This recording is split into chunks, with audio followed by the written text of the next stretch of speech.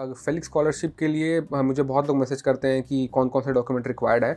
तो ये जो 4 डॉक्यूमेंट्स मैंने यहाँ मेंशन किए हैं, इसको तो आप एकदम अच्छे तरीके से रेडी रखिए। जैसे सबसे पहला होगा आपका स्ट्रॉन्ग एसओपी जो स्टेटमेंट ऑफ पर्पस होता है। सेकंड 2 रेफरेंस लेटर आपको लगेंगे।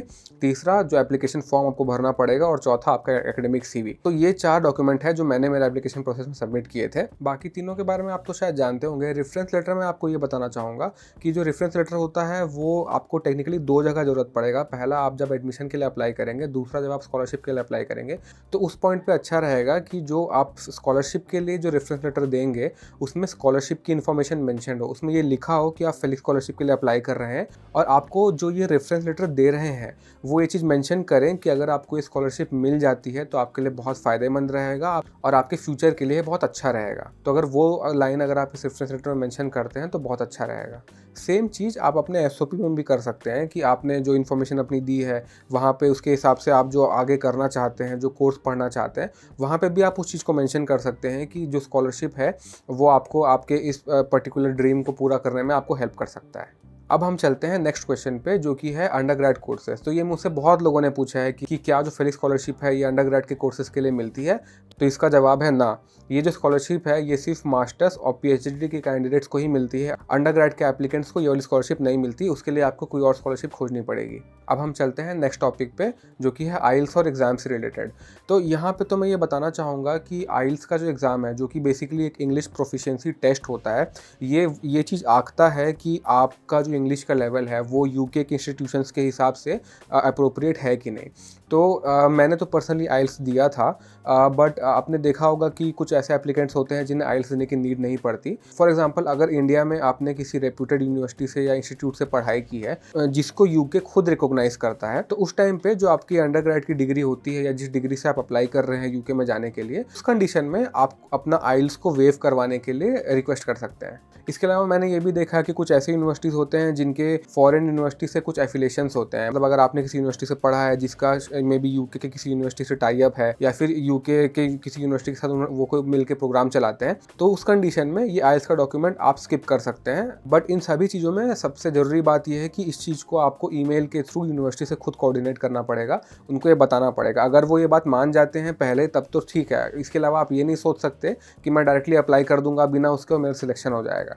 तो जब यूनिवर्सिटी आपको इसके लिए पूछे कि आपने आइल्स का सर्टिफिकेट या स्कोर कार्ड क्यों सबमिट किया है, तो उनके पास या तो पहले से वो जानकारी होनी चाहिए या तो आपको उस पॉइंट पे वो इन्फॉर्मेशन उनको प्रोवाइड करना पड़ेगा, ताकि आप ये इंश्योर कर सकें कि आपके एप्लीकेशन प्रोसेस में और आपको ऑफर लेटर मिलने में कोई प्रॉब्लम ना आए। यहाँ पे एक बात बहुत ज़रूरी है जानने के लिए कि ये जो आइल्स का जो स्कोर कार्ड है या आइल्स का जो सर्टिफिकेट है, ये आपको अपने यूनिवर्सिटी के एप्लीकेशन के प्रोसेस के थ्रू आपको सबमिट करना है। फेलिक्स स्कॉलरशिप का जब एप्लीकेशन चलेगा वहाँ पे आपको आइल्स के स्कोर कार्ड की ज़रूरत नहीं पड़ेगी। बट ये इन्फॉर्मेशन मैंने आपको इसलिए दी क्योंकि आपको एनीवे एक जगह तो लगेगा ही, तो ऐसा नहीं है कि अरे मेरे को फेलिक्स में नहीं लग रहा है तो मैं फिर वाला आइल्स का एग्जाम दूँ ही क्यों। तो वहाँ पे ये बात ध्यान रखिएगा। सिमिलरली कुछ कोर्स ऐसे हो सकते हैं जिसमें जीआरई के एग्जाम का स्कोर कार्ड वो आपसे मांगे, तो वो कोर्स डिपेंडेंट होगा, आपको उस कोर्स के थ्रू देखना पड़ेगा। अगर उस कोर्स में ये लिखा है इसका मतलब आपको उसको सबमिट करना पड़ेगा अपने एडमिशन प्रोसेस के दौरान। अगर नहीं लिखा है तो फिर उसका जरूरत नहीं पड़ेगा। इसके बाद हम चलते हैं नेक्स्ट टॉपिक पे जो कि है इंटरव्यू प्रोसेस।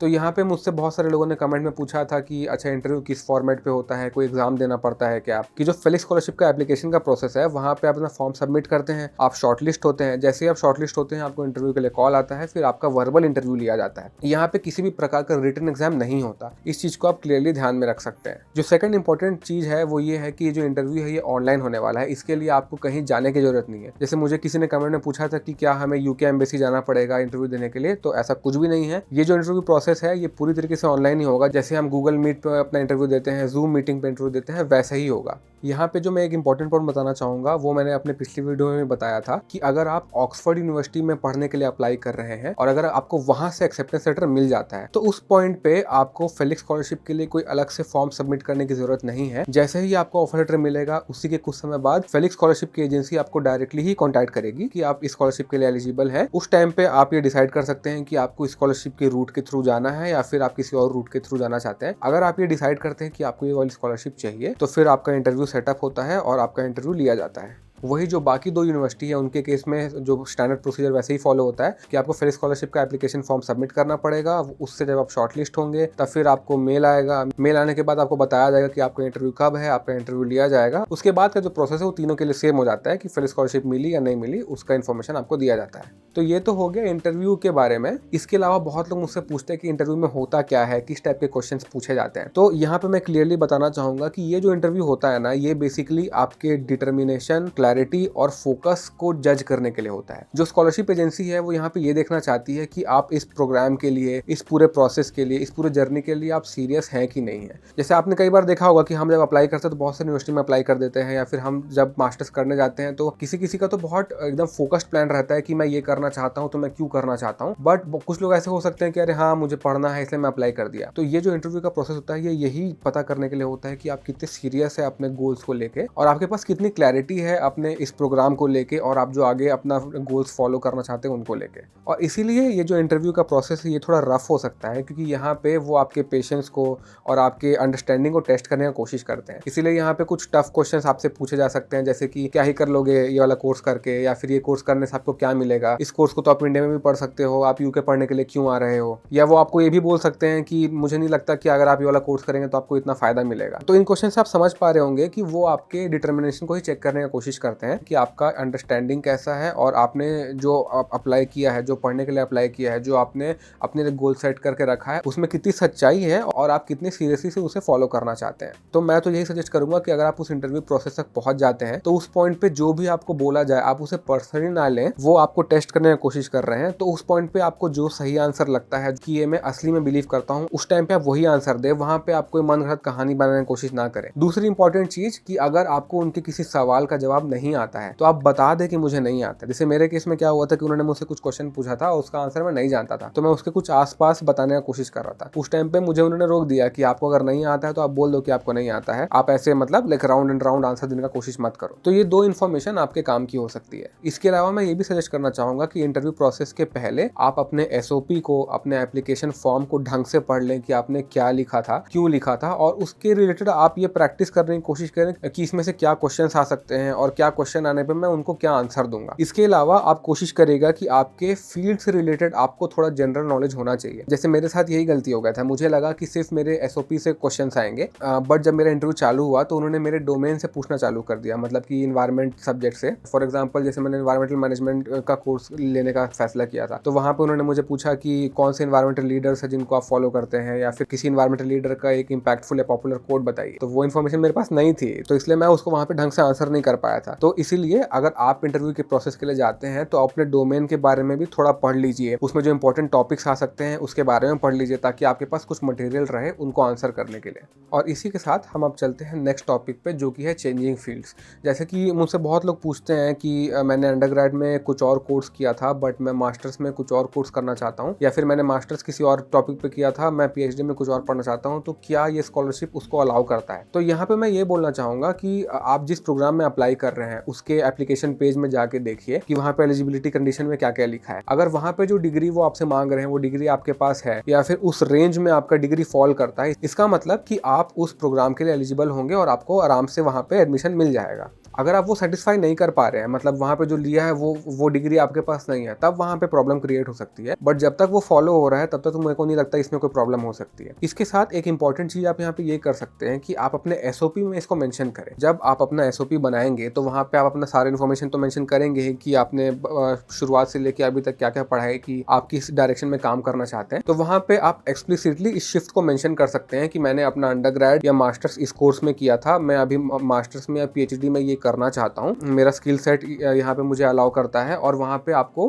उसका एक वैलिड और जस्टिफाइड रीजन देना पड़ेगा। अगर आप उतना करते हैं तो मेरे ख्याल से कोई प्रॉब्लम नहीं होनी चाहिए। और ये इसलिए भी जरूरी है क्योंकि आपका ओवरऑल प्रोफाइल मैटर करता है। जो फेलिक्स स्कॉलरशिप है वो आपकी ओवरऑल प्रोफाइल को देख के दी जाती है, ना कि सिर्फ एकेडमिक मेरिट को। इसीलिए आपका कन्विक्शन, आपका एकेडमिक मेरिट, आपका रेलेवेंट एक्सपीरियंस, ये तीनों चीजें मैटर करती हैं। और इसी के साथ अब हम चलते हैं नेक्स्ट टॉपिक पे, जो कि है एवरेज मार्क्स। तो ये भी मुझसे बहुत लोगों ने पूछा कि मेरे 10th में 85 मार्क्स थे, 12th में मेरे 90 मार्क्स आए, किसी ने बोला कि 80 मार्क्स हैं 10th और 12th दोनों में, तो क्या मैं इस कोर्स के लिए क्वालिफाई कर पाऊंगा। तो इस टाइप के क्वेश्चन मुझसे बहुत लोग पूछते हैं। यहाँ पे मैं ये उनको ये बोलूंगा कि आप ऑब्वियसली आप क्वालिफाई कर सकते हैं। अगर जो एलिजिबिलिटी क्राइटेरिया में मेंशन्ड है कि आपका जो जो क्वालिफिकेशन के थ्रू आप अप्लाई कर रहे हैं उसमें आपके पास फर्स्ट क्लास की डिग्री है, मतलब 70% या उससे ऊपर है, तो आप डेफिनेटली उस रेंज में आते हैं। तो ये तो पहली बात हो गई। कुछ लोग को ये भी चिंता रहता है कि मेरा स्कूल टाइम का परफॉर्मेंस खराब रहा था, मतलब 10th में या फिर 12th में, अंडरग्रेड में मैं 70% के ऊपर हूँ, तो क्या मेरा प्रोफाइल यहाँ पे वीक हो जाएगा? तो उन लोगों को मैं ये बोलना चाहूंगा कि ऐसा कुछ भी नहीं है। आपने ये चीज दिखाया है ना कि आप अंडरग्रेड में 70% से आपने ऊपर लाया है, इसका मतलब आप में काबिलियत है वो काम करने की। तो फिर वहां पे आप ये मत सोचिए कि जो आपका प्रीवियस बैकग्राउंड रहा है स्कूल का वो आपके प्रोफाइल को नीचे खींचेगा। हाँ, यहाँ पे आप एक बात बिल्कुल ध्यान रख सकते हैं कि अगर स्कूल टाइम पे आपका एकेडमिक परफॉर्मेंस उतना अच्छा ना रहा हो तो उसके अलावा भी आप अपना जो एक्स्ट्रा करिकुलर एक्टिविटी है या उस टाइम पे आप और किसी एक्टिविटी में पार्टिसिपेट किए होंगे जिससे आपको कुछ सीखने का मौका मिला होगा, आपको अगर वो पसंद होगा तो आप उसे डेफिनेटली वहां पे ऐड कर सकते हैं ताकि आपका प्रोफाइल स्ट्रांग हो सके। तो अगर उनको ऐड करते हुए आप अपना स्ट्रांग एसओपी बनाते हैं तो मेरे हिसाब से तो कोई दिक्कत नहीं होनी चाहिए, आप डेफिनेटली स्कॉलरशिप को टारगेट कर सकते हैं। जैसे कि अगर मैं मेरा ही एग्जांपल देना चाहूँ तो मेरे भी 10th और 12th में 80, 85 या 87 के रेंज में ही परसेंट आए थे। मैं कोई ऐसा 90% या उससे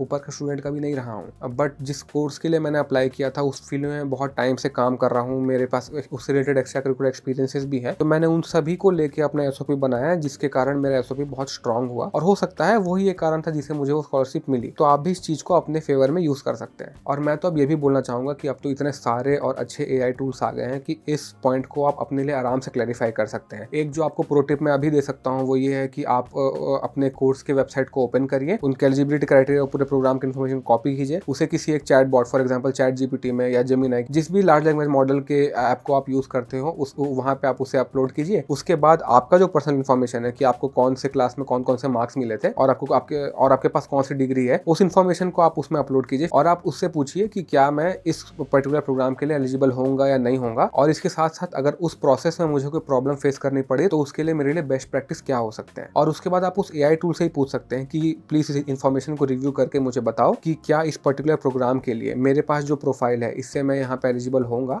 और अगर यहाँ पे मैं एलिजिबल होता भी हूँ तो मुझे किन पॉइंट्स का ध्यान रखना चाहिए और किस तरीके से मैं अपने प्रोफाइल को और स्ट्रांग बना सकता हूँ। तो अगर आप ये करते हैं तो मेरे हिसाब से तो आपको कोई दिक्कत नहीं होनी चाहिए।